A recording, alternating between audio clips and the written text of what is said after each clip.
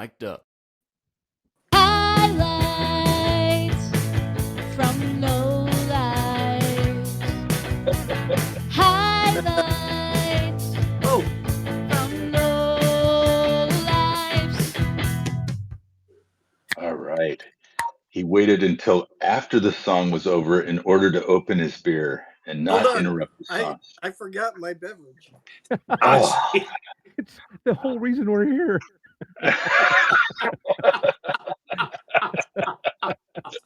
Well, hey, you Really know what he's saying is, I can't possibly get through a show without a beer. Remotes throughout the nation. Click, click, Well, click. while he's click, gone, click, before click. we officially start the show, I've got an on Hey, this I can't day. tolerate these guys without one. Oh, that's fair. That's fair. I've All got right, an Robbie, on this day in baseball history.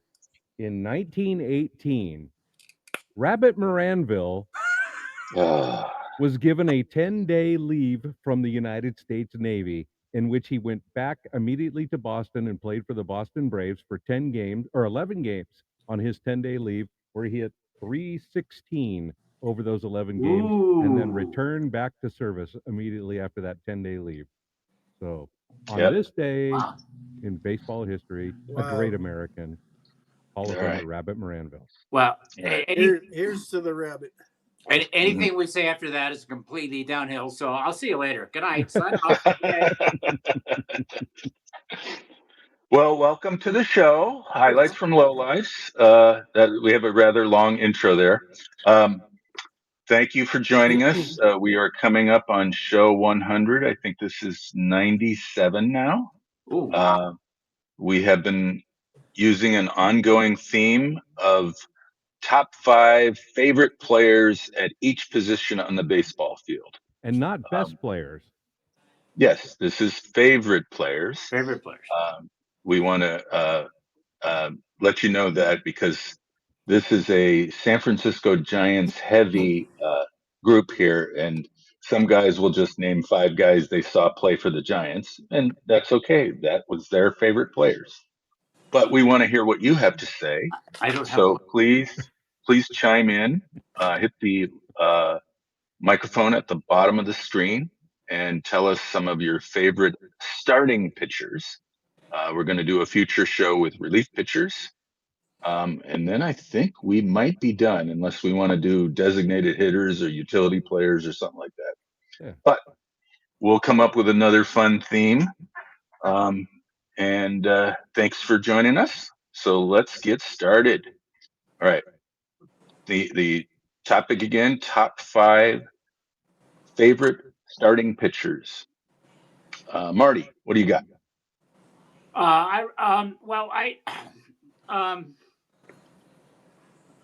Thank you, Marty. Are you taking a phone call? I'm just going to do a little audio aid here. That works.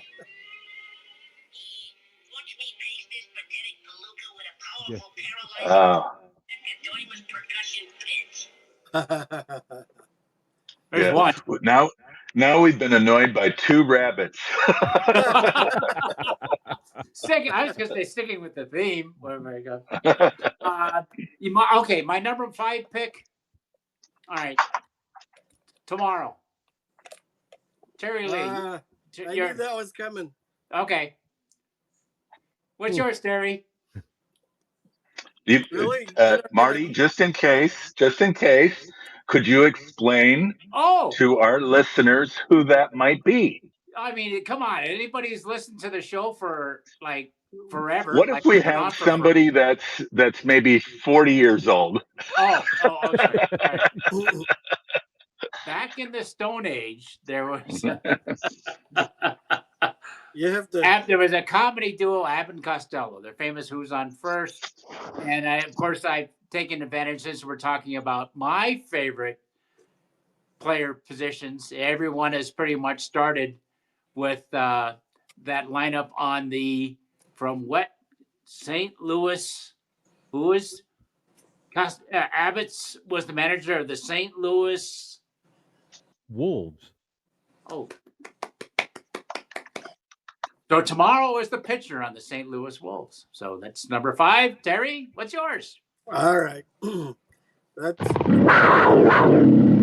very, very good, Marty. Of course it is, but thank you. I kind of knew that was coming. Anyway, this is my personal favorites, and my favorites are pitchers that I have actually met down the line here. And my first is Brad the Animal Leslie. I was working at a baseball youth camp, and he was a guest coach.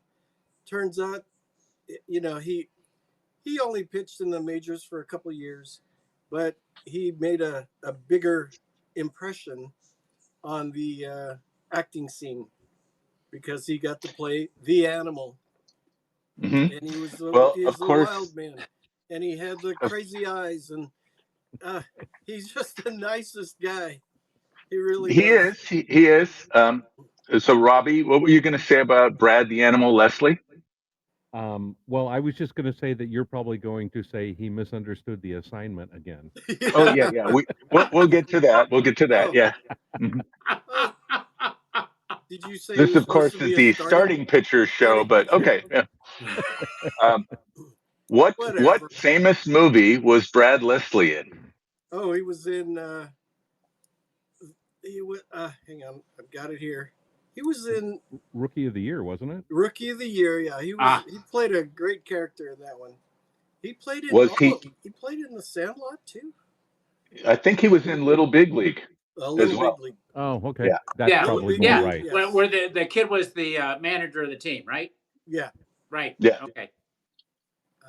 Yeah, he's the angry relief pitcher when the little kid comes out to the mound to take him out of the game. He says, "What are you doing out here? Get back in the dugout where you're supposed to be." Yeah. Oh, so he was a relief pitcher in the movie too. He was. Yes, he was. Yeah. Mm-hmm. Oh, double whammy. So, folks, we're 2 picks into our show, and both picks did not qualify. It's wait a minute. Hold on. You know Major League Baseball starting pitchers, but okay, that's your favorite. The St. Louis Wolves. The St. Louis Wolves. There you go. Okay. You could look it up. Brad Leslie was also in Mr. Baseball, the Tom Selleck. Ah, good. And that is a really fun movie. If you ever go to Japan and you want to learn culture, it goes through a bunch of cultural things before you go to Japan. It's great. Okay, I'm getting a notice from somebody that I am the only one they can hear. So you guys can turn the volume up a little bit. Okay. Okay. Can you hear me now? Can you hear me now? I can hear all of you. I can hear you. Terry. Testing 1 2 3 testing. Terry, Brad Leslie played in Japan for many years. Oh, I didn't know that. Yeah, he lived there for many years, and I think when they went to do the movie there, they said, we need you as a consultant for what it's like for an American baseball player to be in Japan. So he was a bit of an expert. Yeah. He after retiring from baseball, he became a television personality in Japan. Yeah. And his nickname was Anamaru Rezuri, Animal Leslie. Oh, Rezuri. Rezuri. Rezuri. Anamaru Rezuri, Animal Leslie. And all right. Unfortunately, he passed away young. He was went to Turlock High School, Merced College, and died at 54. Oh goodness. Yeah. Something like that. He died in 1986. Oh yeah, and going back, for those people who don't know who Abbott and Costello are, we were born in the 1900s, so you just got to bear with us. Yes. Okay, Robbie, how about you? Thanks. This stream of consciousness is brought to you by Almanac Brewing. 17 minutes on Brad the Animal Leslie. Robbie, how about you? All right. Well, for my number 5, this guy. You know what? It doesn't have to be a starting pitcher. But it is. Oh, and we got a caller. Live interaction, folks. I can hear all of you. So Carl can hear us, and Dave Hall can hear us, but JC cannot. Well, Imagine. Imagine. Who knew?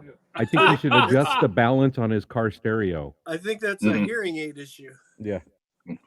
All right. So my number 5 guy, he's very famous. He is a Hall of Famer. He is probably the greatest left-handed pitcher of all time. The first reason I became aware of the guy and he became a favorite of mine is in the probably late 70s, maybe early 80s, in my collection of baseball cards. It's probably in the 70s, actually.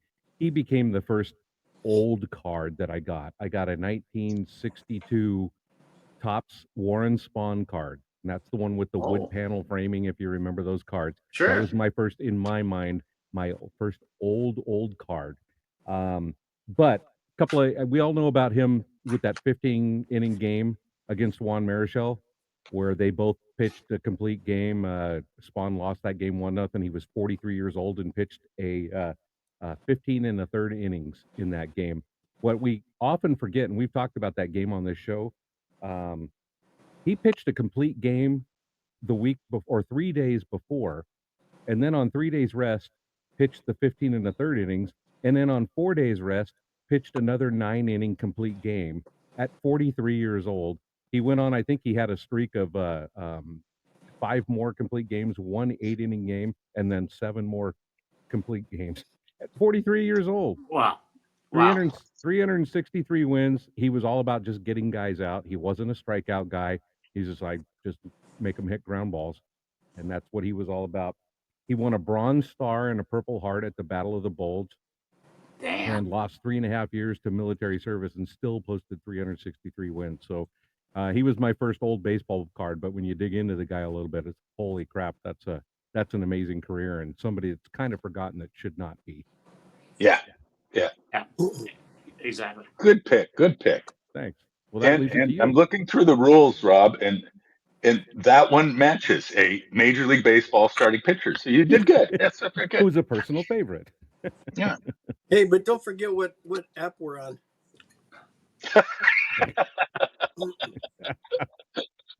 Anything goes here. All right. Yes, let's put up rules for a show and then don't follow them. All right. Okay. Okay. We already my number 5 favorite pitcher is Elle McPherson.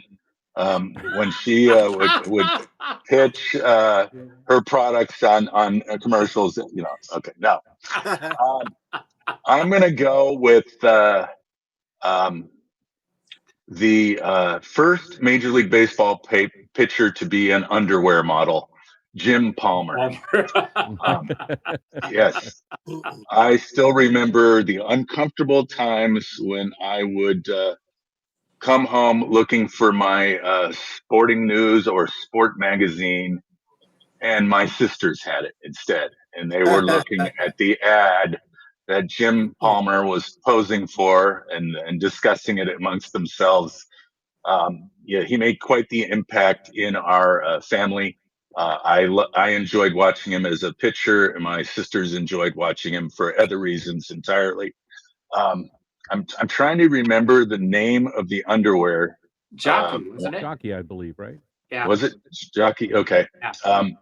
And he at first was not really interested in doing this ad. He was a bit more modest, but over time he got some courage and the money was right. So he did the commercial, and that's how a lot of people will remember him. So Jim Palmer, Hall of Fame pitcher, but he'll be remembered for other reasons. So that's my number 5. He got his SAG card while he was almost just a rookie, wasn't he? No, not a rookie. Yeah. Oh, no. Yeah. Have you heard the audio of him on one of the broadcasts? He's the color guy, and I don't remember who the play-by-play guy is. And the play-by-play guy, it's a blowout, and he's jabbing him a little bit about being the underwear model. And of course, this is timely at the time, but Jim Palmer's response was, "At least I'm not doing pantyhose like Namath." Very good. All right. Hey, let's move to round 4 since that round took exceedingly long. Let's start with Terry. Maybe we can get it out of the way. Terry, you have any other relief pitchers or cartoon characters? Well, gentleman, his name is William Francis Lee. Ooh, Ring a bell? yes. He is a starter. He is a starter for Boston. He started two World Series games.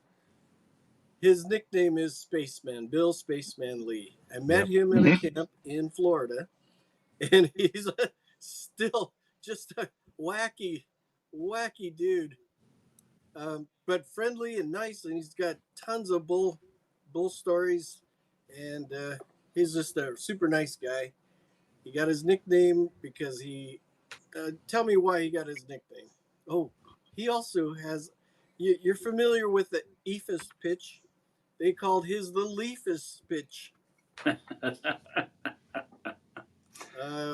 He's written 4 books, played for the Red Sox. He played for a lot of teams, but he's mostly known for the Red Sox and the Expos. He's an all-star in '73. He's a legitimate player, but he's got the longest pitching career of anybody.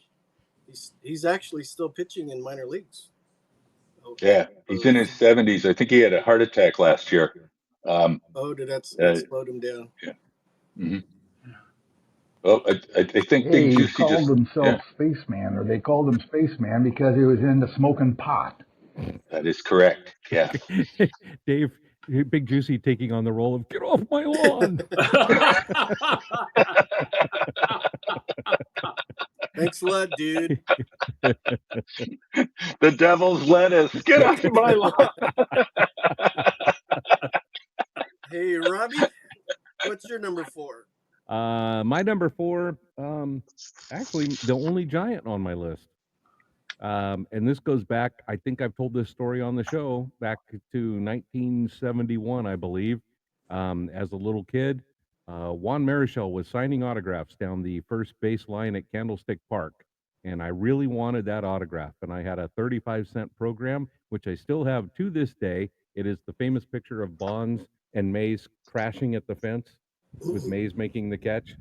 I crawled under and through the legs of several people to get up to the railing, at which point Juan Marichal was laughing his ass off and signed my program. And I still have that thing to this day.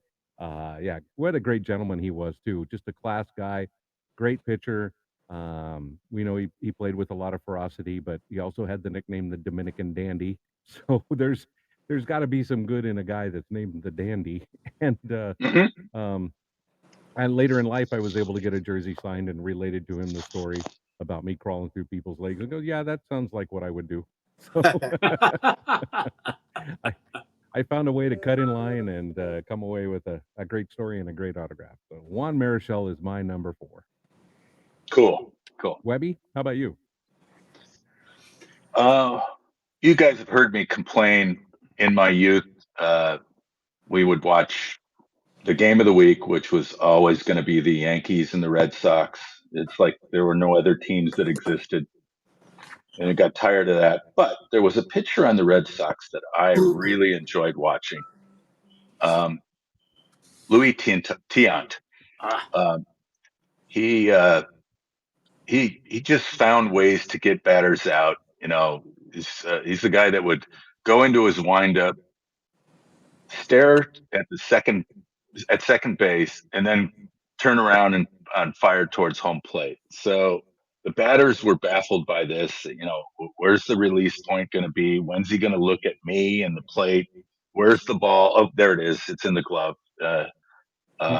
Just a fierce competitor.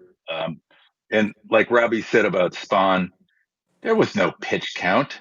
This guy was out there until he keeled over. He was going to be the man. Relief pitching was not something that he was expecting to see. There was nobody warming up in the 5th or 6th inning. If it was a close game, he was going to be in there. And he just found ways to get you out. So he was fun to watch. Louis Tiant, number 4. You know the crazy Marty, thing, I think. I was going to say the crazy thing about Louis Tiant, he was 39 for like 18 years. Yeah. I'm pretty sure he was over 50 when he left the game. Mm-hmm. All right, so just to reiterate, we're doing Major League pitchers, right? Yes. Okay. So much for my notes. All right, fine. It's what it says in the show title. Oh, Hey, Marty, Sure. stick with it. okay. Well, let me bear up then and come up with something. My number 4 favorite starting pitcher was not very good. His MLB win-loss record was 35-42. But he played for my favorite team when I was a kid. That was the Pilots, Seattle Pilots. He led the Seattle Pilots in that one season with 13 wins. Plus the simple fact, how could you not root for Gene Brabender? Yes. Any player whose name contains the word bra, I mean, you're all in on it. Okay. Yeah. There it is. Especially with a little kid with an imagination. There you go. Mhm. Very good. Very good. Okay. We have completed 2 rounds. What happens now, Rob? It's my favorite segment of the show. It's called What You Drinking? And as always, what are we, episode 7,000 or something right now? Yeah, somewhere around there. Yeah. In the last 20 minutes, yeah. We have been fortunate enough to be sponsored by Almanac Brewing the entire time. And like I always say, they clearly aren't paying attention to the show because would you want your brand associated with this? Mhm. But fortunately, if they're not paying attention, it's working out well for us because they supply us with some of their beers, and we get a chance to talk about them on the show and talk about just how delicious their beers are, and they truly are. I am currently still drinking their lager series. This is the Buenos Vibras Mexican Lager. There's about 3 weeks of this left in the marketplace, folks. So if you want a really good summer refresher, think of a really good Mexican lager that you like, and then pretend it has more flavor. That's what this is, and this is delicious. So that's what I'm drinking today. The Buenos Vibras Lager. Rocktoberfest is coming up. Sneak preview, end of the month, first part of August. So, all right. Terry's got something interesting there. What do you got? Well, when I need a relief pitcher, and I mean pitcher, I go for the future is fluid. It's a West Coast It's a West Coast IPA. I'm not really into the IPAs that much, but this one is really, really delicious. It's mild. It doesn't have a real big, terrible bite to it. It says it's dank, it's lush, and it's bold. Ooh, The future is fluid by Almanac. excellent. Rob, Webby. All right. I'm going with the flow tonight. Almanac's Flow West Coast IPA. Its verbiage is happy, chill, and hoppy. So compared to the future is fluid, this one's a little bit lighter. I can have a few of these if I want. Doesn't knock me off my game. This is a great beer to have when you've had too much plum sour.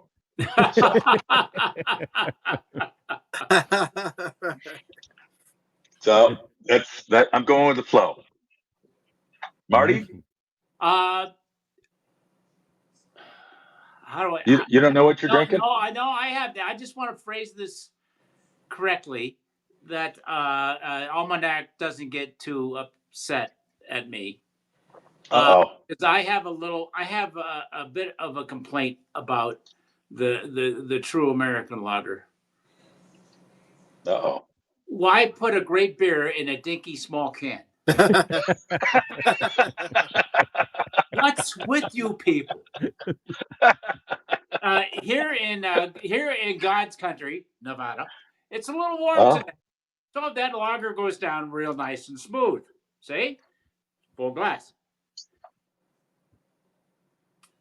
So why put something this refreshing, this outstanding, in a miniature version? Come on, Almanac, get with it. I think Almanac is actually trying to help you, Marty.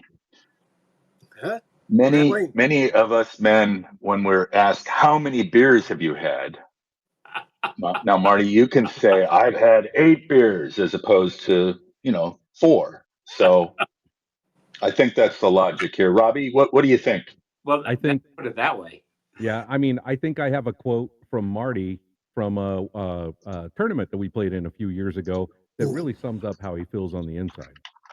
The other day, I was so desperate for a beer, I snuck into the football stadium and ate the dirt under the bleachers.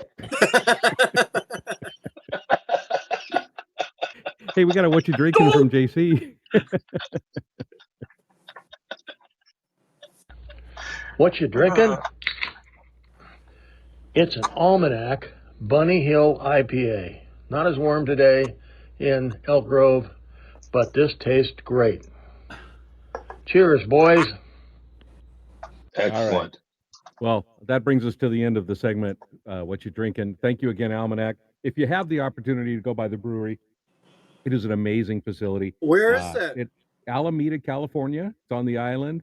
If you're in San Francisco, you could take the Alameda Ferry over there. It's right near the ferry landing. It's dog friendly, kid friendly, adult friendly, and lots of games, lots of activities, great food. It is an outstanding experience, and it's a place I'm looking forward to us doing another live remote from here in the very near future. So, once again, Almanac Brewing, Alameda, California.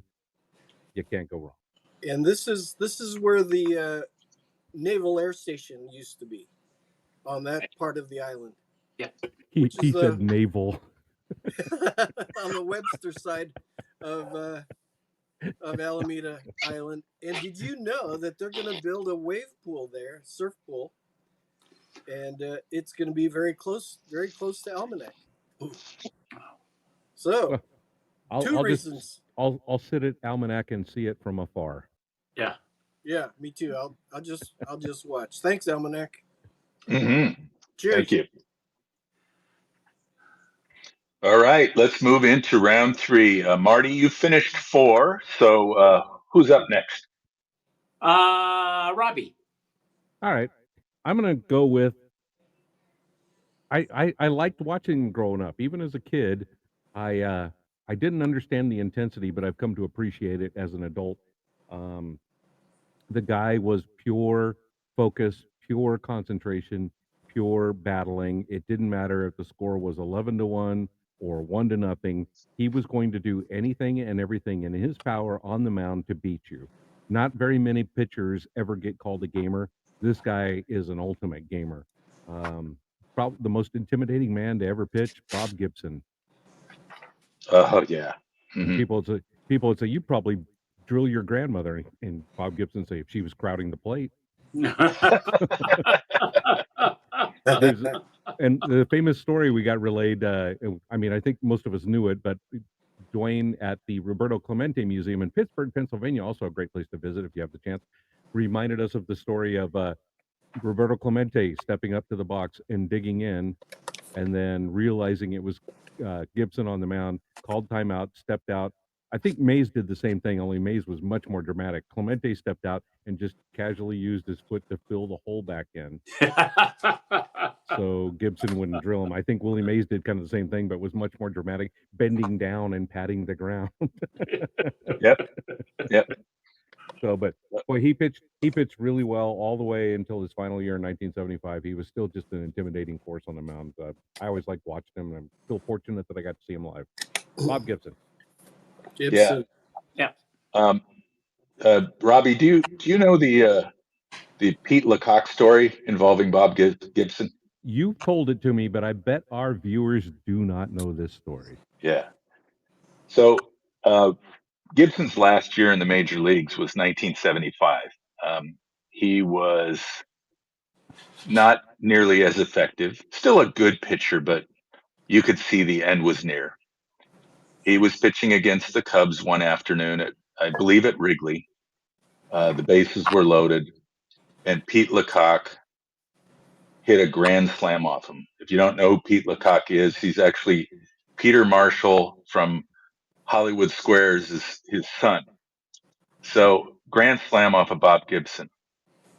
Flash forward many years, an old timers game featuring Bob Gibson and Pete Lecoq. Lecoq comes in to hit. Gibson drills him in the old timers game. He remembered that grand slam. Yeah, I had Gibson on my list. I had him as number one, and then Yeah. we'll reshuffle a little bit. I'm just going to add a few things that the notes that I found that this adds to this individual. And you're right. Please. He was intimidating as hell. If he tried to charge the mound, good luck. He was a Golden Gloves boxing champion. So, you know, but 1968, they called it the year of the pitcher. 1.12 ERA for the entire season. Yep. And then there's one stat I'm going to have to read. Gibson finished the season with 28 complete games out of 34 games started. 28 out of 34. The games he didn't complete, he was pitch hit for, meaning Gibson was not removed from the game as from the mound for the entire season. For the entire season, he was never replaced for another pitcher. I thought incredible. That's a phenomenal stat. Pitchers don't do that anymore. So yeah. All right, Robbie. Who's next? Why don't we go with Marty since he's on a roll here? Oh, okay. I'm left-handed.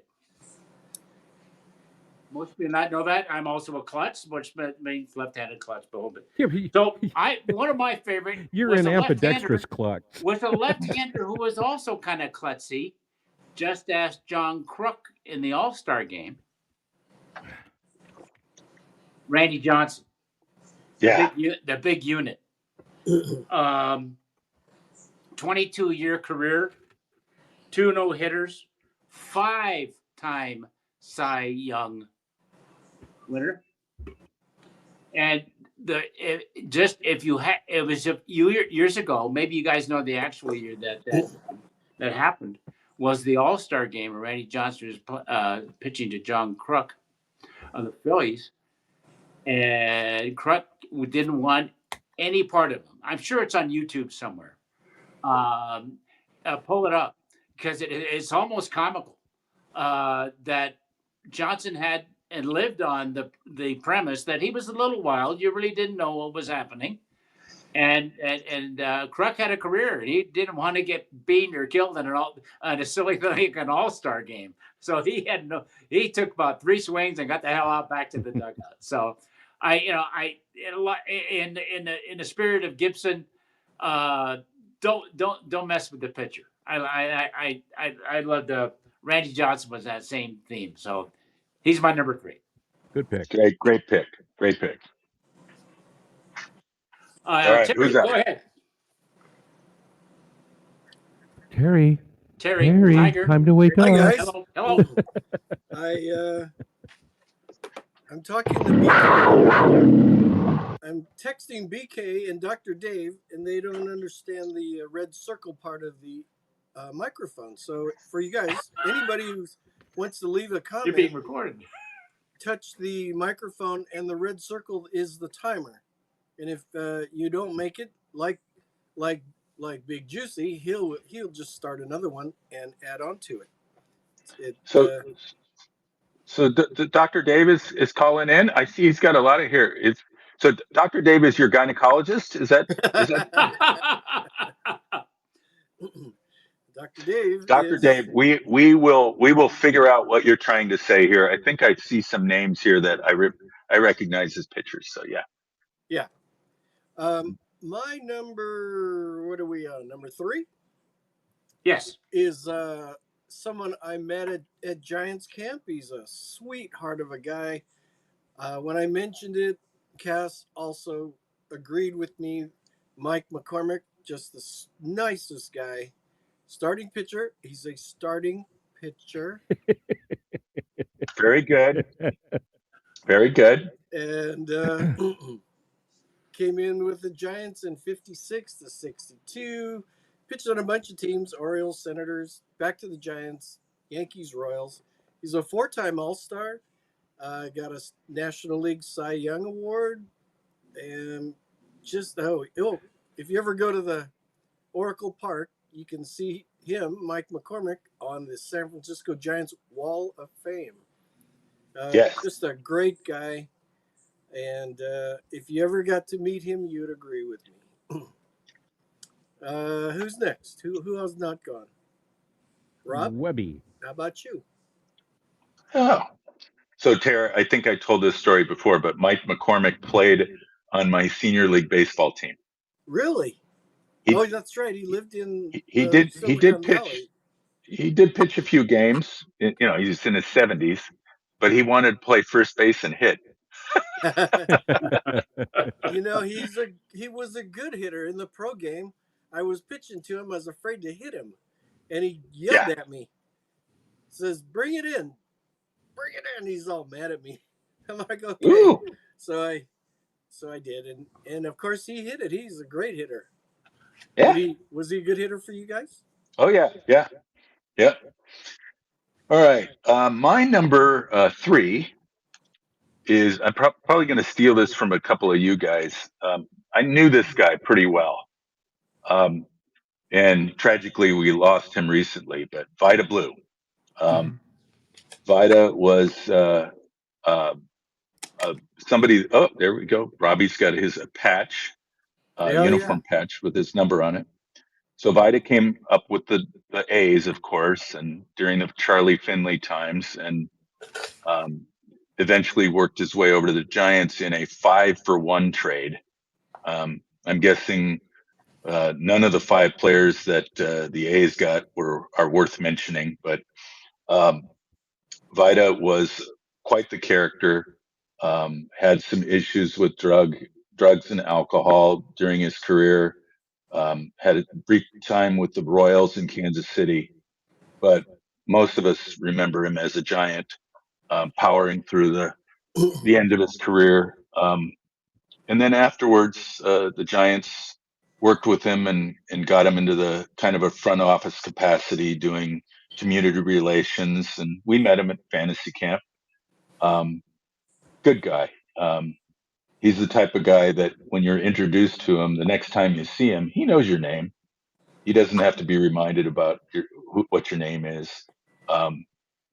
Good person that had some demons and wasn't able to overcome the demons, and I think it was cancer that took him. And I think if he had been able to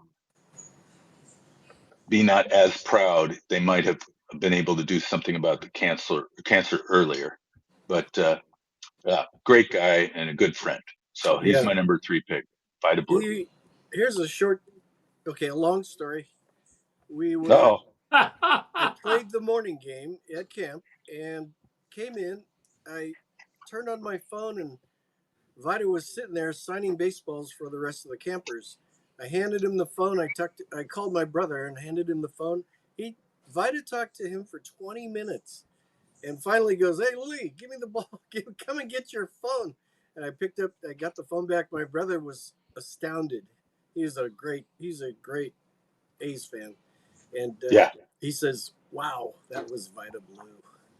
It I was was talking to Vida Blue. exactly. He was really impressed. And Vida's such a nice guy. We really miss him. All right.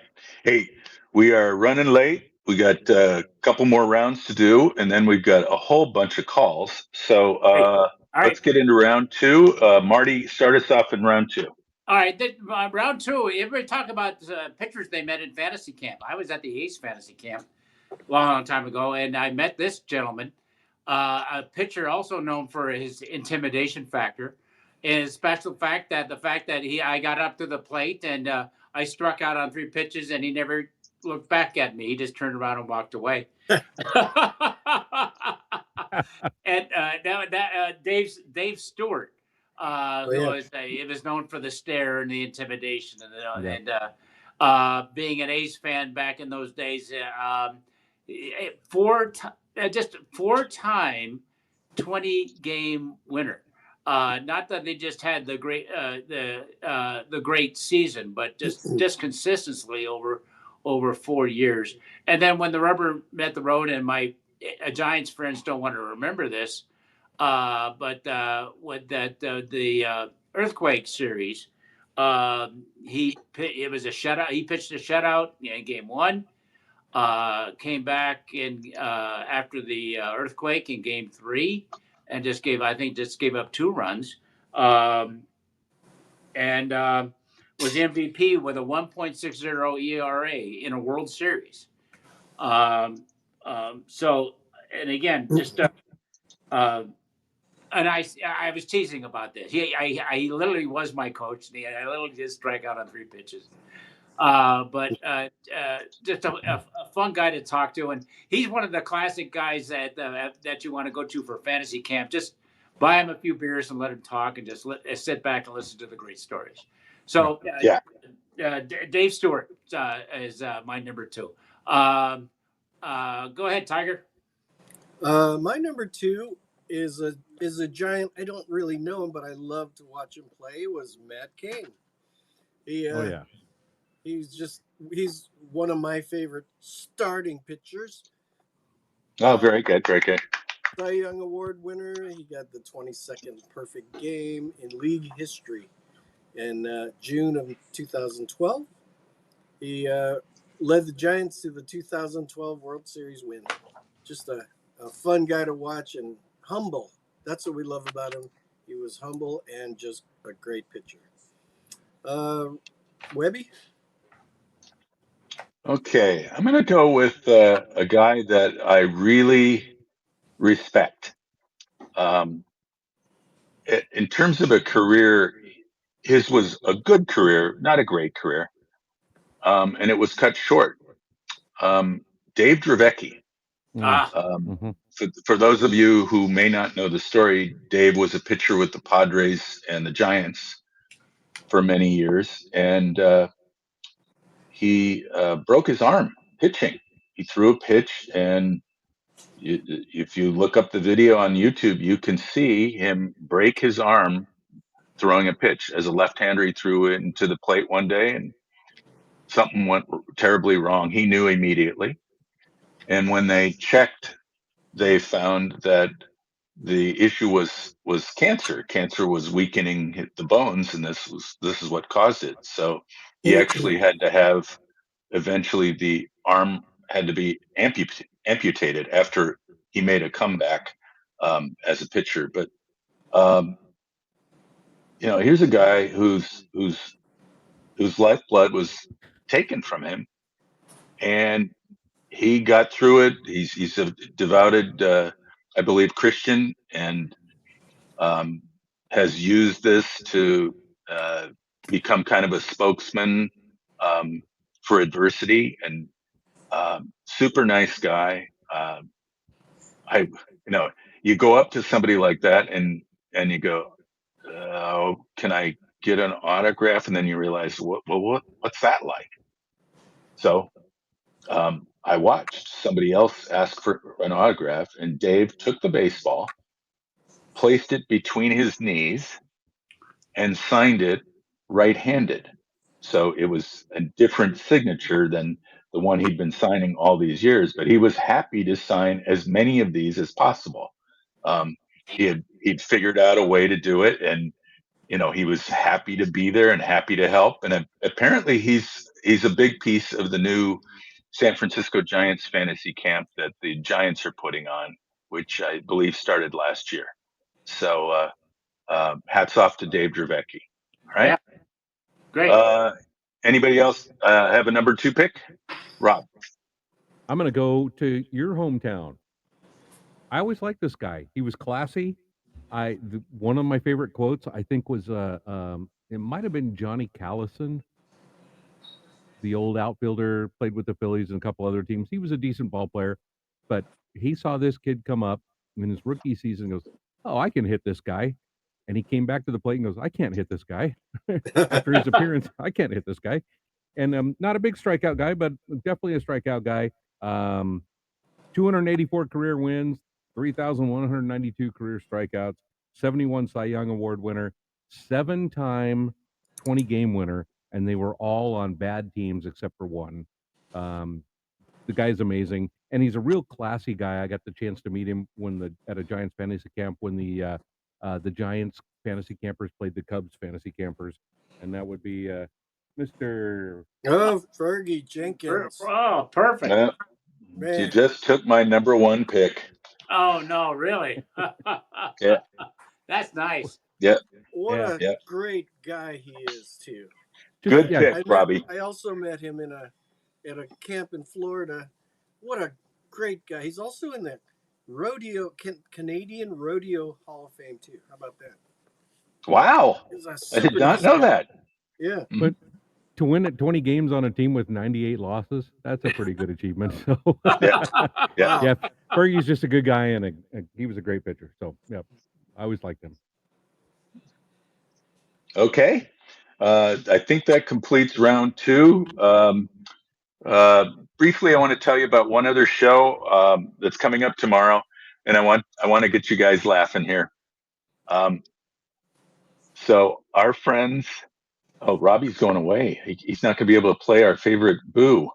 Our friends at Yankees Coast to Coast. Boo. Boop.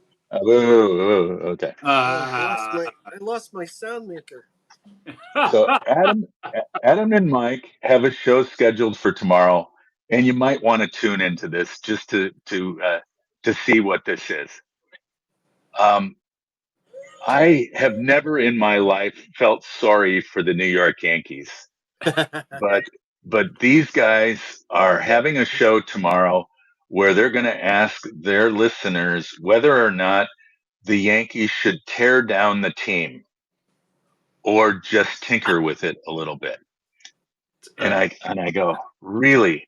Yeah. So in today's day and age of baseball, where more than half the teams are making the playoffs, it seems, the Yankees have a playoff position secured. Yeah. Whether they finish first, second, or third in their division doesn't matter. Nobody cares. You just get into the playoffs and you be good by the playoffs. There's 3 weeks until the trading deadline. The Yankees will fleece somebody and pull in a superstar and overpay them for the final couple of months, and they'll be just fine. They're going to win 90 games, and that'll get them into the playoffs. But I suggest you tune in just to hear the spin, because as a Yankees fan, they're very upset. They think this is Armageddon, and that the team might be best served being torn down, other than Aaron Judge, of course. So take a listen. What is the name of the other show? Yankees Coast to Coast. Ooh. Oh, he's still. Oh, there we go. Okay. And All right. and they're having this. The show is tomorrow. Tomorrow at 7:30 Pacific, I believe. So they're waving the panic flag before the All-Star break. Yeah, but they're asking a question: do we tear down or do we tinker? Okay. So we'll see. Time. I just want to say this is not the Colorado Rockies or the Pittsburgh Pirates we're talking about. It's New York Yankees. So. All right, let's get our number ones out of the way and then play our slew of great calls tonight. Let's see. Who finished that round? Robbie? You finished it? Yeah. Okay. Yeah. Okay, Terry. Okay. Tiger. So Yikes. my number one after the obvious Vita Blue got taken, and we didn't even mention the Nolan Ryans and those guys. Madison Bumgarner. He's one of the funnest guys to watch. Left-handed pitcher, and he actually can hit the ball. He was a force to be reckoned with up at the plate. I wish I could do the background stuff, because I have a really neat image of him in Japan. I was in Japan in 2014, and they were showing Madison Bumgarner's stats while he was pitching during the World Series in Japan, and all in Japanese. It was very, very fun. So Madison Bumgarner is one of my very favorite players to watch. Marty, how about you? Yeah, my number one is not just a pitcher. I think he is the epitome of a pitcher, an entrepreneur, an icon of baseball, and that's Satchel Paige. Starting, I okay. Let me go this way. When I come up with notes to try to talk about people, I usually go to Wikipedia and excuse me, I'm old school. I print things out. And for example, we talked about Broadbender earlier, and I printed out 2 pages. That was the entire Wikipedia. To combine the history of Satchel Paige took 38 pages. His coming up through the Negro Leagues, not only with a lot of the Black Barons, the Monarchs. He had years where he went to Dominican Republic. He had years where he went to Mexico. He knew who he was. He knew he could play at any level. And maybe he was the first and literally the epitome before his time of a free agent. The man knew he was good, and how much you want to pay me to do this? He broke the barrier, and again, before he even got into Major League Baseball, he teamed up with Bob Feller to do barnstorming tours, and he brought in his Negro League teammates against Feller and all the. Of course, he got into the major leagues with the Indians. He was the first pitcher. I think the 9th player at the time in '49. Won the World Series. And even Charlie Finley with the Kansas City A's wanted to sign him for one night at 60 years old just to show up and pitch on the mound. Satchel took that night serious. Oh yeah, of course he did. Of course he did. And I think, like I said, he's an icon. He's much more a great American athlete. Period. So obviously, my number one choice was Satchel Paige. Great pick. Great pick. Good pick. Yeah, thank you, Robbie. What's yours, number one? Go ahead. He's already been picked. I Okay. already showed the patch, and I mean it's Vita Blue. I saw that over your shoulder. Yeah. It's got to be Vita. My very first fantasy camp I went to, one of the first things they said at the big meeting, the big gathering where the players are there and all the campers are there for the first time, is that these guys are not going to become your friends. Vita became one of the great friends I've had in my life. It was kind of a late in life meeting.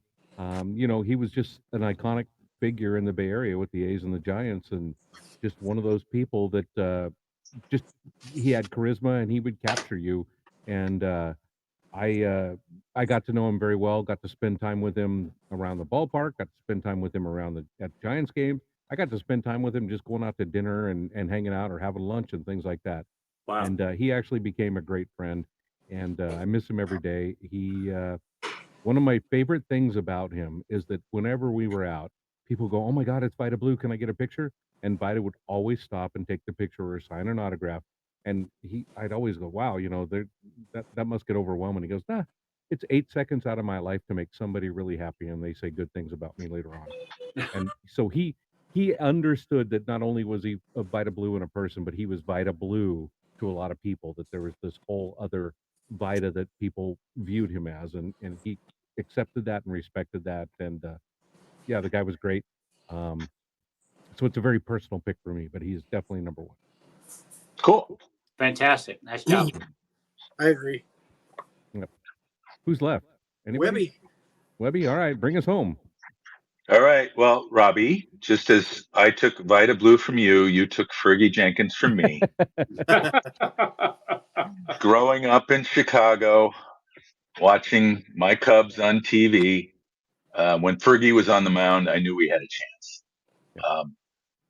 They were great when I first started following them in '69. Didn't quite make it to the World Series, but they were a good team. But there were parts of the '70s that were not so good. And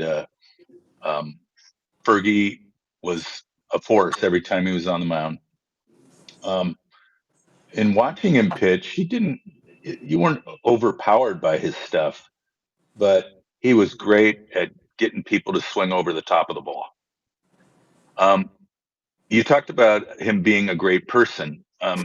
Any of you who've been to a Giants spring training game, or for that matter, any Arizona spring training games, you've probably seen Fergie. He Yes. is out there representing a lot of different charities, selling autographs. He's usually surrounded by a bunch of ex-pros, but he's the guy that's organizing all this and putting it together and making sure that every ballpark is represented. Yeah. He's Go ahead, Terry. very approachable. Yes. Yep. Yes. Just a good person, and has maintained his health to this day. And you could pretty much count on seeing him every year, doing something to help out some charity somewhere. And he's a great spokesman for Major League Baseball to this day. So Fergie Jenkins is my number one. Good Great one. All right. All right, we got a lot going on here. All right, you're gonna have to sort through this. And again, this was some of these are gonna be very short and sweet, but folks, if you're hitting that microphone, like Terry says, a clock starts. You've got 30 seconds. Start talking and get your 30 seconds in before that clock ends, or you're gonna be cut off. So But if you need more time, leave a second message. Leave a just follow-up. do it again. Yeah. Like, and as Dr. Dave says, he didn't say anything there. Satchel pitched in the 1948 World Series for the Indians. Just an FYI. Also, he threw, I think, 3 innings of no-hit baseball against the Boston Red Sox when he was 65 years old. Okay. Might want to double-check that, but that's how I remember it, because I think I was watching it on TV. Yep. Those are pretty good memories. I I like believe he gave up 1 hit to Carl Yastrzemski. Other than that, he retired everybody. I think he struck out 2 guys, and this was, I believe, part of him qualifying for a major league pension. Right. He needed a few extra days. Yeah. Yep. How come you're playing the crying thing? Huh? What's Because going on here? the computer screen went dark, so I was trying to wake it back up. Oh, okay. Right. All right. Dr. Dave's got a couple more. We'll just And finish with him. Dr. Davis, he's Terry's dermatologist. Yeah. He gave Terry his laparoscopy. I'm not sure when this is working and when it's not. Oh, wow. All right. Let's try the top 5 one more time. Pedro Martinez, Sandy Koufax, Cy Young, Warren Spahn, and Roger Clemens. Now, good do I have to wait until the red thing goes all the way around in a circle before I can send this thing? That's the impression I'm getting now. I have no idea of modern technology. Thank Yes. you, Dr. Dave. Dr. Dave, you did just fine. Explain Yeah. how it works before we start the show. But I It's think so weird that he can do a knee surgery on Terry, but he can't use this software. so. But he also figured out we have honorable mentions, and he didn't wait for the whole red circle on this one. All right. Honorable mention: Bob Gibson and Satchel Paige. Yep. Yeah, good picks. Very good. All right, JC. Top 5 starting pitchers, my favorites. Number 5, Mike McCormick, 1967 Cy Young Award winner, 1967 Comeback Player of the Year, 2-time All-Stars, and my first fantasy camp coach. Number 4, Kirk Woody Reeder, 130 and 92 lifetime ERA, 3.23, Giants Wall of Fame. Kirk Reeder. And who never wanted to go to the shed? Kirk Reeder's shed. Yeah. Come on, we all want to see that. JC continuing. Number 3, Madison Mad Bum Bumgarner, 4-time All-Star, World Series MVP in 2014, 2-time Silver Slugger, 3 .47 ERA lifetime. Number 2 and number 1 coming up. Number 2. Sounds like you Current might San need to see Francisco Dr. Dave. Giant, former Detroit, Arizona, Seattle, and Toronto player, former Cy Young Award winner, Robbie Ray. Career 3.88 ERA. That's modern. And number 1, right after this short break. Is Dr. Dave a urologist? For number 1, Webby always says, I get guys from ancient history. So, number 11, the meal ticket or King Carl, Hall of Famer in 1947. He was a 2-time NL MVP, Carl Hubble. Oh, Played for the Hubble. Giants his whole career from 1928 to 1943. Oh, Jake- 43. What a So guy. then JC saw him Carl live. Hubble. All right. JC saw his first game, yeah. All right, so I think Babe Shanks, who called it, also misunderstood the assignment. Billy Chappell, Detroit Billy. Tigers starting pitcher, in for love of the game. At least the Detroit Tigers are a major league team, not like the St. Louis Wolves. Wait a minute. Oh. All right, let's see. I guess that was his number 5 because this one's his number 4. Number 4, my first fantasy camp coach, John the Count Montefusco. Ah, yes, yes. That was a great nickname, by the way. My number 3 pick would be the Hall of Famer Hoyt Wilhelm, who was a famous knuckleballer and one of the first pitchers I started following. And my number 2 pick would be the one and only Gaylord Perry. Ooh, Again, very good creative in how he was able to make a ball move and rarely get caught as to how he did it. Rarely.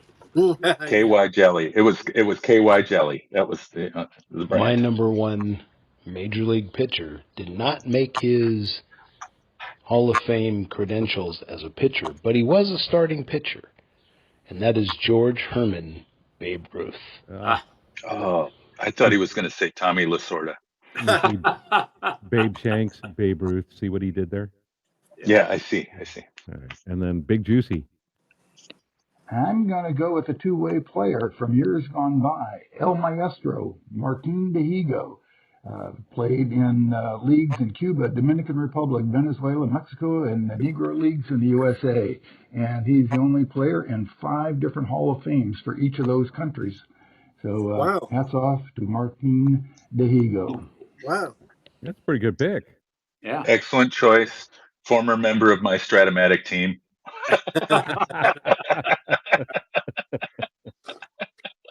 All right. I have an honorable mention if we're going to try to sneak in a couple. Oh yeah, go for it. Yes, let's. And I'm actually, he just came to me, and I'm actually very mad at myself. I would have slid him in here somewhere. Well, no, maybe not. Or I would have done a tie thing. However, I could break the rules. But the Bird, Mark Fidrich. Yeah. I mean, Electrifying for that one year. Just absolutely. Who didn't like him? There was nobody who goes, oh, I hate that guy. He was amazing. Even though it was such a brief career, that guy was absolutely astounding. So yeah, the Bird, Mark Fidrich. Tragic career. Yep. Another on my list is another intimidator, and Nolan Ryan. Yes. And if you don't think he's intimidating, just ask Robin Ventura. Yeah. Yeah. I have a. This is. Go ahead, Tara. I have an honorable mention. He's not a starting pitcher. It was from the Oakland A's, Horatio Pena. Do you remember him? Robbie, you remember? He's really? From the A's bullpen? Horatio Pena. Just a fun guy to watch. He's in the late 60s. I can't wait till we do our relief pitcher show and Terry names all his favorite starters. We're going to narrow it down to left-handed and right-handed pitchers. Yeah. So we I can't remember anybody mentioning Tim Lincecum. Did they? Oh, no. Oh, No.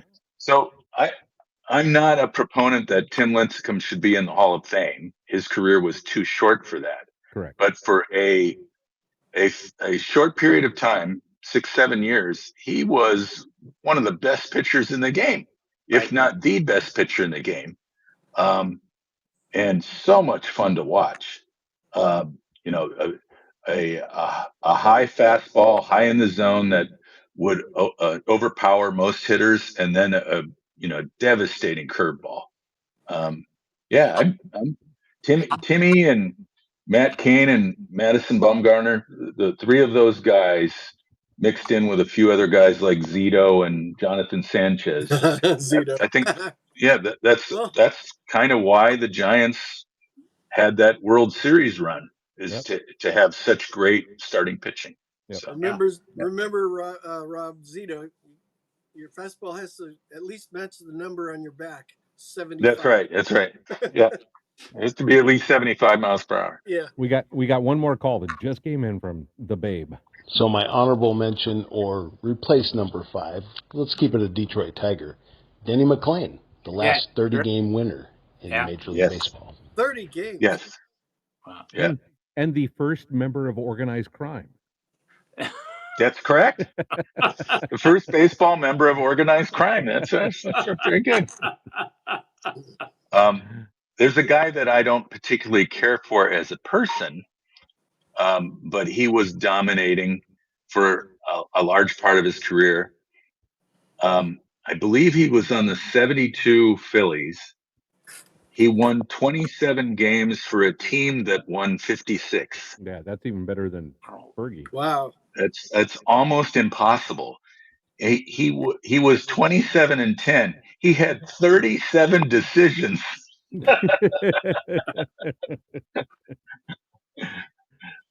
Yeah, that was a bad team. You know who? You didn't say who it was, did you? Steve Carlton. Sorry, Carlton. The Steve big Carlton. lefty. Yeah. Yep. Who pitched for a very, very long time.